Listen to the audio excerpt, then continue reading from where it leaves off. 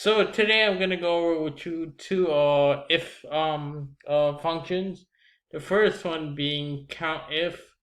Now basically first thing I want to remind you guys of is if you're using a number you do not have to put quotations. Now it's gonna search how many times in these three columns. I have it highlighted already anywhere from H to J, where it has the number 16,500.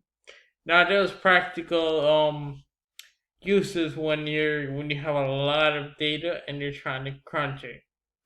Now the second one is the Sumif. Now, like I said, if you're gonna use a name or any alphabetical term, you have to put in quotations. Now, the G45 to G64 is just where it's searching for Bob.